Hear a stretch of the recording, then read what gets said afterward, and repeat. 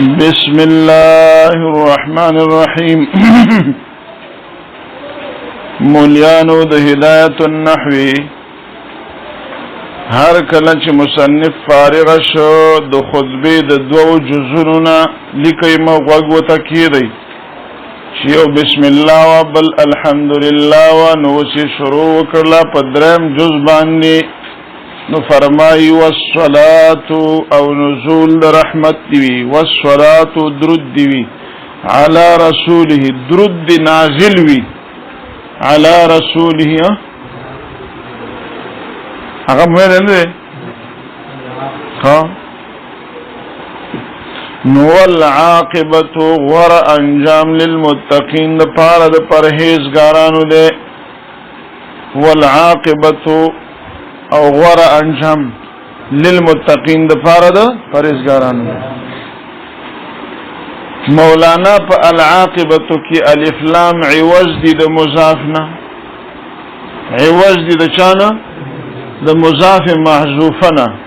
اصل کې د څه ده خیر العاقبۃ، اصل کې څنګه ده خیر العاقبۃ، ولی موږ تاسو معنا ونکړو غور انجام بهتر انجام برای متقین است. نو الف لام عوضی دی د مضاف محذوفنا، الف لام عوضی دی د مضاف، نو معنا دا شو خیر العاقبت بهتر انجام للمتقین د پاره د متقیانو ده. لام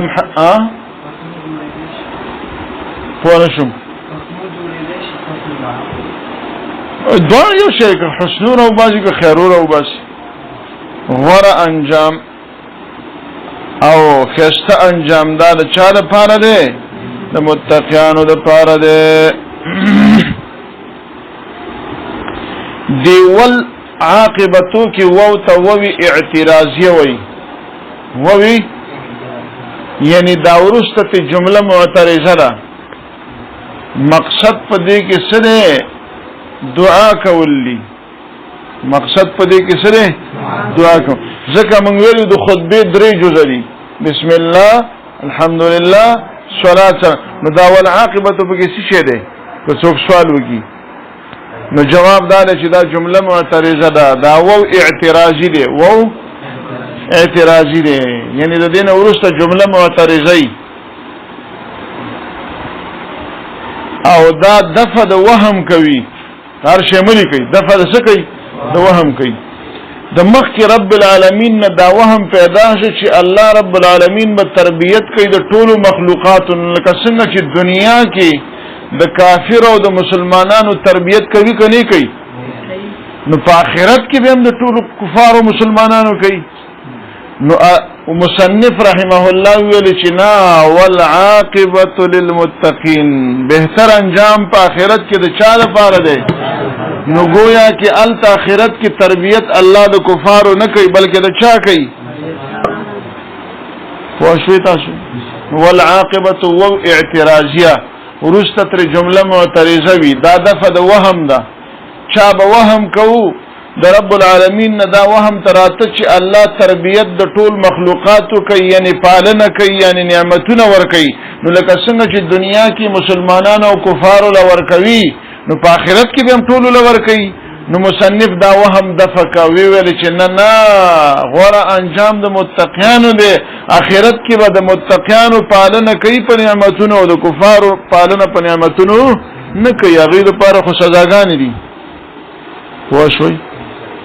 للمتقین کی لام جار رده، متقین جمع مذکر اسم فاعل صیغه ده او جمع مذکر سالم ده. او تاسو ویلو چې د جمع مذکر سالم حالت اعرابی رفع په واو سره او نصب او جر په یا ما قبل مکسور سره. نو دلته متقین مجرور ده کنه ده؟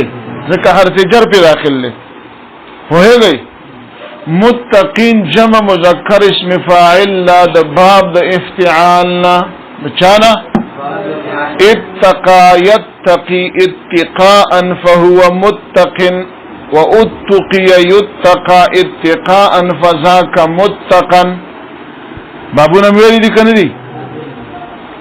دې ته هیر شوي دي چاته ویلو دا دی ویلی وای ما هیر کړیم دي ته تلا ویل خیر ما به ته څه کړی دي هیر کړیم دي تاسو خو به ته هیر کړی دي کني به ته یاد کوي پروا نه کوي نو باب د افتعال نه د جمع مذکر اسم فاعل صيغه ده للمتقين د باب د افتعال نه د جمع مذکر او حالت جری دی ځکه لام حرف جر په داخل له او اصل ته چیزی مجرد ہوتا نو د دې مجرد لفیف مفروق دی د باب د ضربه یضربون وقایقی وقایتن وقایقی